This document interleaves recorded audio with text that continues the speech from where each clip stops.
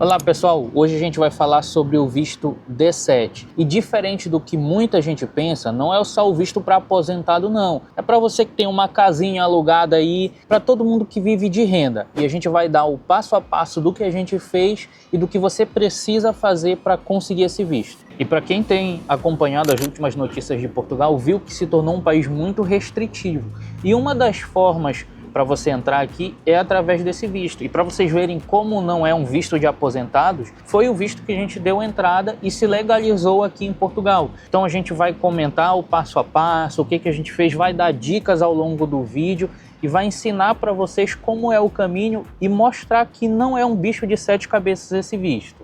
Bom, o primeiro tópico aqui é o formulário. Esse formulário você pega diretamente lá no site. Ele vai ter alguns dados de preenchimento básicos, como nome, a identificação pessoal, só que ele também tem itens que são complexos de entender e que podem causar dúvidas. Quando a gente fez o nosso visto, a VSF Global, que era a empresa que recebe esses pedidos de visto e aí depois encaminha para o consulado quando está todos os documentos corretinhos, eles tinham o serviço de preenchimento desse formulário. Eu não lembro quanto era o valor, mas eu lembro que era baratinho, compensava pagar para eles preencherem o formulário para você, tá? Porque pode ser que você preencha algum campo errado, trave o seu processo por alguma informação errada. A gente não queria arriscar, então a gente preferiu contratar esse serviço da VSF. Eles preencheram, a gente mandou alguns campos só assinados, o nome, acho que nome dos pais, tinha alguns campos simples assim a gente mandou. E lá no final mandamos assinado o formulário, tá? O resto todos eles preencheram. Então, uma dica que eu dou, se você não sabe preencher esse formulário, é melhor contratar esse tipo de serviço. A Aline me lembrou aqui que a gente mandou até 2 formulários. Um a gente preencheu e assinou, o outro a gente preferiu mandar em branco só com assinatura. Então, por via das dúvidas, também faça isso, se for o seu caso. O segundo item é a fotografia do tipo passe, que é aquela fotografia pequenininha que você tira, né, imprime na hora nos locais. Uma dica para vocês, tá? Que está até escrito lá no site do consulado. Não pode estar com óculos escuros, não pode estar com boné, a fotografia tem que ser mais limpa, bem clara. A mulherada não pode estar com maquiagem pesada. Inclusive eu vi recentemente uma matéria, acho que foi lá na China, que a mulher tirou a foto com uma maquiagem muito forte e no dia que ela foi apresentar o passaporte dela, ela estava com a cara limpa. E o oficial lá olhou para ela, olhava assim, olhava, não reconheceram, barraram ela na hora, ela teve que explicar tudo. Eu sei que foi todo um processo lá lento porque estava diferente. Então, a dica que eu dou, cara mais limpa possível. Às vezes a fotografia sai feia mesmo, mas o que interessa é ela tá bem clarinha, tá aí bem enquadrada. O terceiro ponto é simples, você vai precisar enviar o seu passaporte, tá? Então você só pode começar o seu processo de visto se você não for viajar para nenhum outro canto, assim, vai passear, vai sair de férias, vai ficar sem o seu passaporte, tá? Então não marque nenhuma passagem. E o passaporte não pode estar com data de vencimento próxima. Eles até informam que é pelo menos 3 meses da data prevista da sua chegada em Portugal, não pode estar com data para vencer. O meu conselho para vocês tá com a data já próxima de vencer, tira logo outro. Paga a taxa de novo, de um passaporte novo. Pelo que eu lembro, a taxa do passaporte novo é baratinha também aí no Brasil, não me recordo, mas que faz muito tempo que eu tirei. Mas é melhor você pagar essa taxa e emitir um passaporte novo com uma data já mais longa do que se atrapalhar por conta de meses, né? O próximo ponto é o seguro viagem, tá? E aqui eu vou fazer uma observação para vocês. Na nossa vez, pessoal, a gente não fez seguro viagem, tá? Era válido fazer o PB4, que era um certificado de saúde de um acordo entre Brasil e Portugal e também outros países como a Itália, que você pode usar o sistema público de saúde como se fosse um nacional daquele país. Então a gente não contratou um seguro viagem porque era permitido na época fazer somente o PB4. A gente até apostilou o PB4 para não ter nenhum tipo de problema aqui em Portugal. Então a gente ativou ele, tá? É no site do gov.br. Você faz o seu pedido desse certificado lá. O nosso deu até um probleminha na hora que a gente pediu, parece que para a Secretaria de Manaus que caiu, e aí eu tive que ligar para lá, aí a atendente falou, não, tá aqui mesmo, que estava pendente, e confirmou lá o que estava precisando fazer, e aí a gente recebeu o certificado. Agora o certificado é o sedã, não saiu aquela nomenclatura, PB4, agora é o sedã.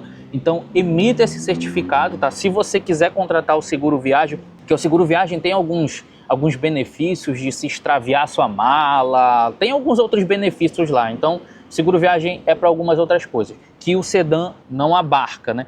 Mas faça esse certificado, tá? É obrigatório, de suma importância você ter para ter atendimento aqui público em Portugal. E a minha dica é, apostilhem esse documento, tá? Foi o que a gente fez, porque eu acho que, como é um certificado do governo brasileiro, se tiver o selo ali de apostilado para valer aqui em Portugal, eu acho que é mais fácil para você evitar qualquer tipo de problema.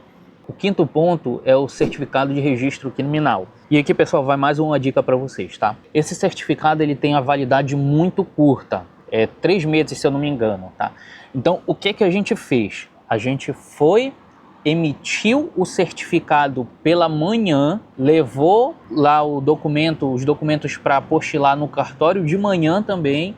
E de tarde a gente pegou toda a maçaroca de papel, colocou no formulário e já enviou pelos correios para a VSF Global, tá? Porque a gente não queria perder nenhum dia da validade do documento, porque como só vale 3 meses, o que acontece, pessoal? Esses documentos ainda vão para a VSF Global. Eles vão analisar se o seu processo, se todos os documentos estão corretinhos, se está tudo preenchido de forma correta, e depois disso, aí sim que eles enviam para o consulado português avaliar o seu caso. Então esse processo leva tempo, ele não é rápido, porque é muito processo, é muita gente enviando.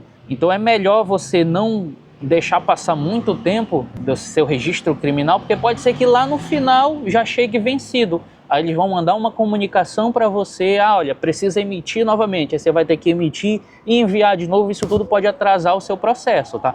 Então foi isso que a gente fez. De manhã cedo acordamos, emitimos o certificado, fomos no cartório, apostilamos todos os documentos que precisava e depois já corremos para o correio. Esse dia eu lembro, foi uma correria, mas a gente preferiu fazer dessa forma e eu acho que se der para você fazer, faça também dessa forma. Pessoal, além do serviço de preencher o formulário que eu falei lá no início, a gente também contratou 2 outros serviços, que era o serviço de SMS.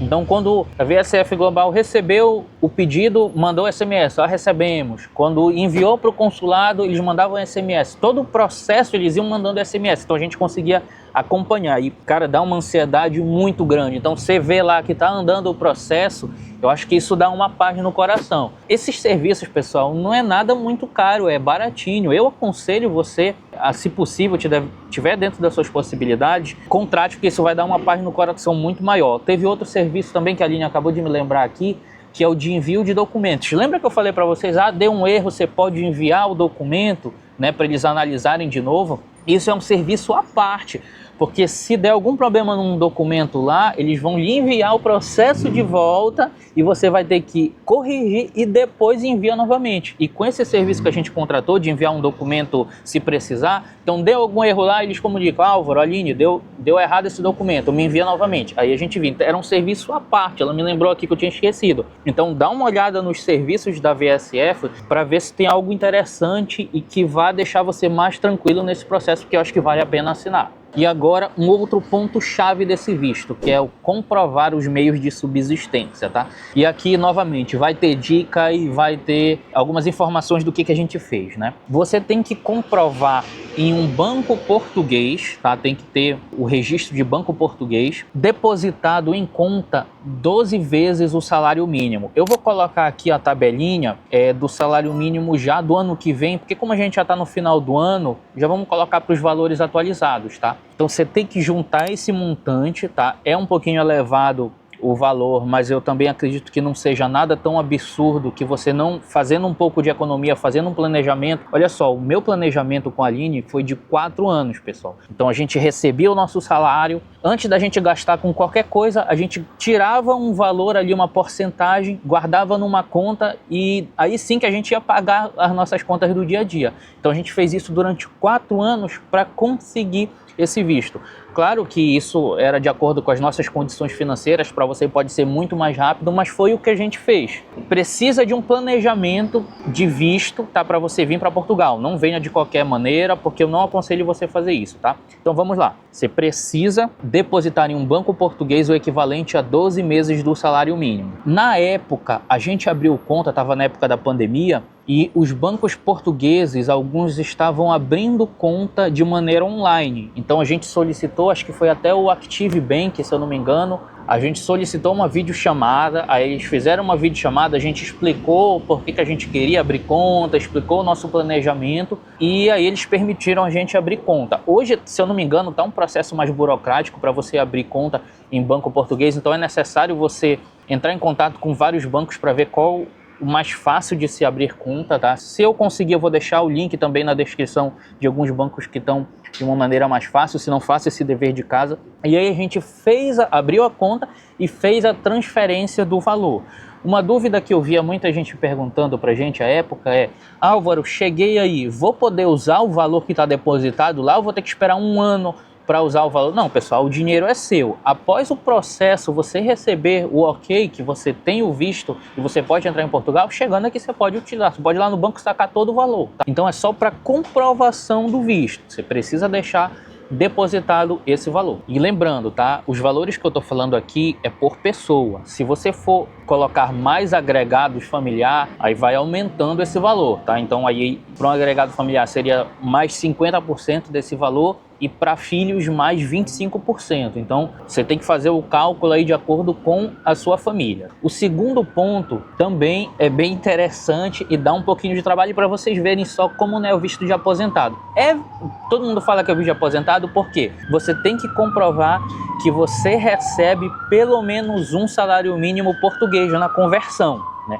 Então vamos dizer, um aposentado que já receba todo mês, vai estar lá o contra-cheque dele, o ordenado, o olerite, para quem é mais antigo, vai estar lá comprovando. Então é só você ver, eu recebo aqui X e está batendo o meu cálculo ali em euro fazendo a conversão, tá? Então pro aposentado que ganha um valor um pouco mais acima, para ele é mais fácil. Mas no nosso caso, vocês viram, a gente não é aposentado, né? A gente ainda tem muito tempo para ralar até se aposentar. No nosso caso, o que a gente fez? A gente tinha o nosso apartamento, a gente saiu do nosso apartamento, fomos morar na casa da minha mãe, né, da sogra da Aline, e alugamos esse apartamento. Mas mesmo assim não era suficiente o valor para comprovar, né, o salário mínimo português.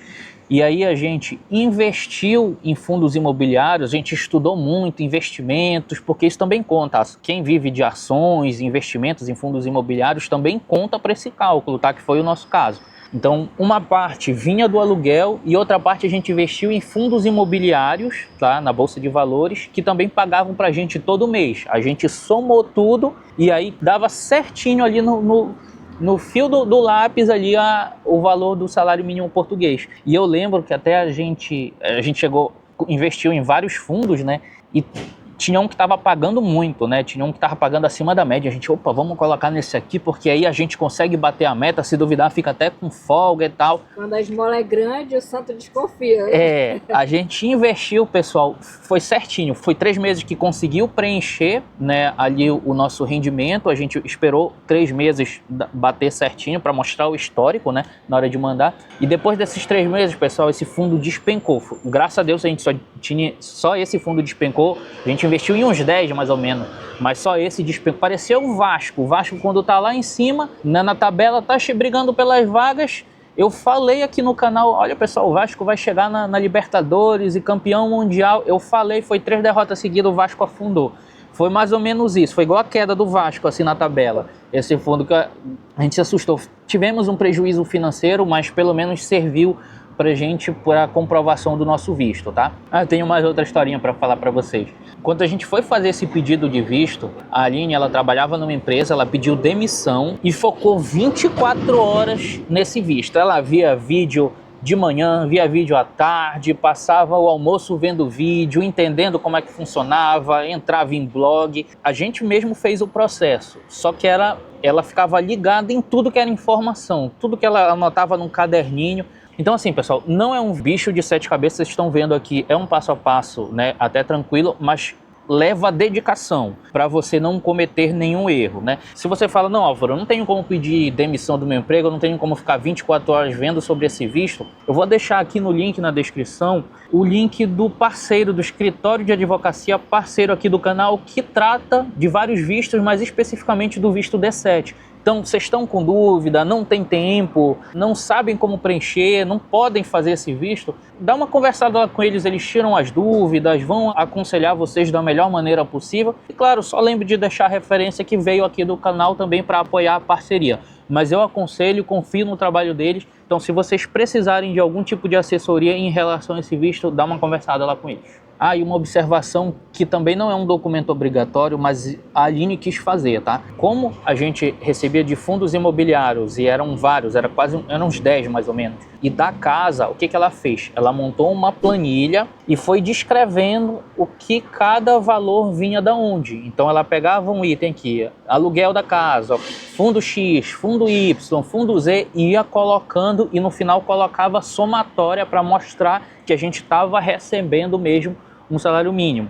Então, é uma dica que eu dou para vocês. Mês a mês, né? Mês a mês. Não é um documento obrigatório, mas eu acho mais fácil você explicar do que você mandar imposto de renda e mandar um monte de extrato de conta, aquela maçaroca de papel, que às vezes as pessoas não têm facilidade de entender como você entende a sua conta, né? Então, monte uma planilhazinha numa folha de papel A4 mesmo, assim, tudo escrito corretinho. Eu me lembro que ela mandou tudo coloridinho, assim, cada um com um canto. Então, eu acho que isso vai facilitar o entendimento se for o caso de você ter vários tipos de renda espalhados. Outro documento também que não era obrigatório, mas a gente preferiu colocar, isso na verdade foi tudo ideia da Aline, tá? Ela é muito mais zelosa com as coisas, eu sou muito assim, é isso e pronto, né? Ela não, ela toma todo... Mulher é assim, né? Mulher é muito mais organizada. Ela fez uma carta de apresentação. Nessa carta ela colocou os motivos da gente querer vir para Portugal, criação de filhos, planejamento, do que a gente, como a gente ia se sustentar, como a gente via o futuro. Uma carta simples mesmo,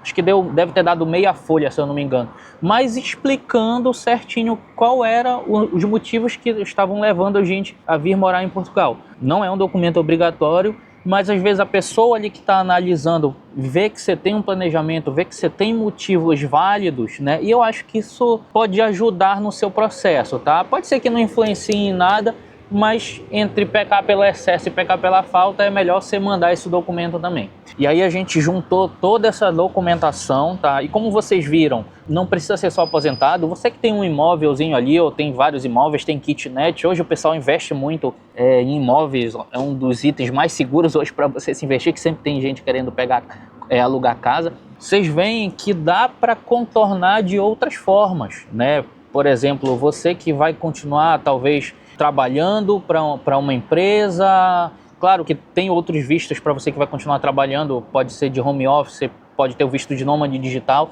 mas para quem vai receber um valor regular, de forma regular, também dá para ser sem aposentadoria.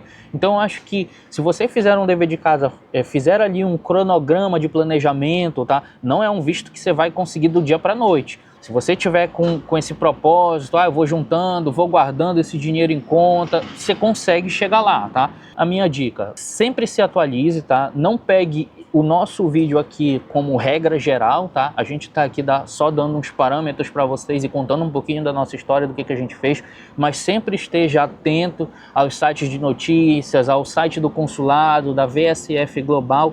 Sempre olhe, tá, para ver se não teve nenhuma atualização de valores, para ver se não teve uma atualização de documentos. Sempre pesquise de outras fontes, tá? Isso aqui é só para ajudar vocês a pelo menos se planejar na questão do visto, tá? E caso vocês não possam fazer, lembra de entrar no site aqui, no link que eu vou deixar aqui para vocês do nosso parceiro aqui do canal, do Escritório de Advocacia. Deixa um comentário do que vocês acharam, lembre de compartilhar com alguém que esteja pensando em vir em Portugal. Espero que a gente tenha ajudado vocês de alguma forma e vejo vocês no próximo vídeo.